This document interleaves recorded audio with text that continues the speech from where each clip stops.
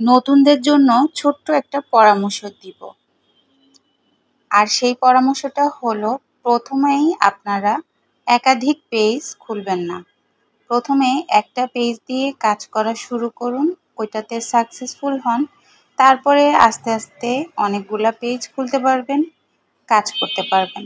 বিসমিল্লাহির রহমানির রহিম। আসসালামু আলাইকুম। সবাই কেমন আছেন? আশা করি ভালো আছেন। আমিও আল্লাহর রহমতে ভালো আছি। আরও একটা নতুন ভিডিও নিয়ে চলে আসলাম। আর আজকের ভিডিওতে আমি একটা রেসিপি শেয়ার করব, আর সাথে সাথে ছোট্ট কিছু কথা বলবো। যেহেতু আমরা নতুন থেকে যারা মনিটাইজেশন পেয়েছি, আমরা কিন্তু খুব বেশি দিন ধরে পেজের সাথে যুক্ত নেই। আমরা 1 বছর হয়েছে পেজের সাথে যুক্ত আছি। তো আমার পেজের বয়স 1 বছর 4-5 মাস হবে। তো এই অবস্থায় আমার যতটুকু অভিজ্ঞতা হয়েছে আমি কিন্তু আপনাদের সাথে শেয়ার করি, কারণ আমি যেই ভুলগুলো করেছি আমি চাই যে আমার যারা ভিউয়ার্স আছে আর যারা পেজ ক্রিয়েট করতে চাচ্ছে তারা যেন এই ভুলগুলো না করে। তাই আমি আপনাদের সাথে ভিডিওর মাধ্যমে বিষয়গুলোকে শেয়ার করি। আর আজকে আমার যেটা পরামর্শ, যেটা কিন্তু খুবই জরুরি, আপনারা শুরুতেই একসাথে একাধিক পেজ খুলে কাজ করা শুরু করে দিবেন না। তাহলে কিন্তু আপনাদের পেজের মনোযোগ কমে যাবে এবং পেজের সব কিছুই পিছনে পড়ে যাবে।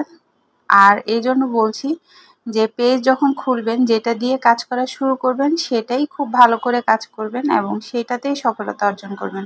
ওইটাতে যদি সফলতা অর্জন করতে পারেন তাহলে ইনশাআল্লাহ বাকিগুলোতেও আস্তে আস্তে আপনারা সফল হতে পারবেন।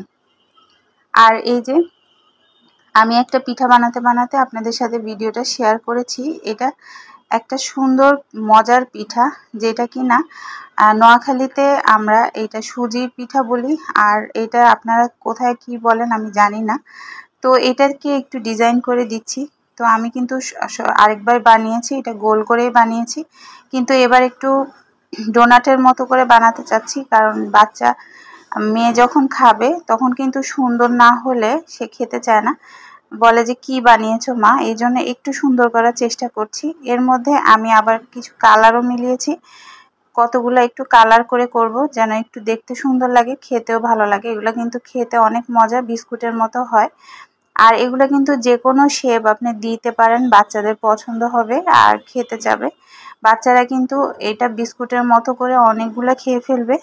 আর এখানে যেহেতু ডিম আছে, চিনি আছে, আর চাইলে আপনারা দুধ দিয়েও, এটা পানি না দিয়ে দুধ দিয়েও মিলাতে পারেন। আমি কিন্তু শুধু ডিম দিয়ে করেছি, কোনো ময়দা আটা সুজি কিছুই মিলাই নেই, খালি সুজি আর ডিম। আর এই যে দেখেন কতটা সুন্দর হয়েছে। এগুলো কিন্তু দেখতে যেমন সুন্দর হয়েছে, খেতেও কিন্তু অসাধারণ হয়েছে। এই যে কিছুগুলো আমি আরেকটু ডিজাইন করছি, এটা কিন্তু বিস্কুটের মতো লেগেছে আমার কাছে। আর এই যে কতগুলোকে আরেকটু অন্যরকম ডিজাইন করছি। এরকম যে কোনো ডিজাইন, আমি এত ডিজাইন পারি না, আপনারা যে ডিজাইন পারেন ওই ডিজাইনে করে নেবেন।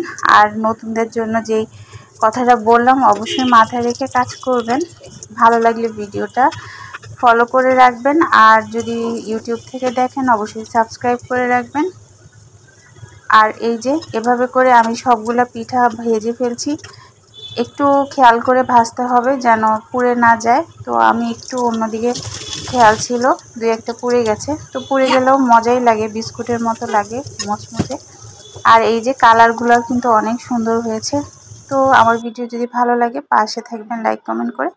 আজকের মতো এইখানেই বিদায় নিচ্ছি, আরও একটা নতুন ভিডিও নিয়ে আপনাদের সাথে চলে আসবো।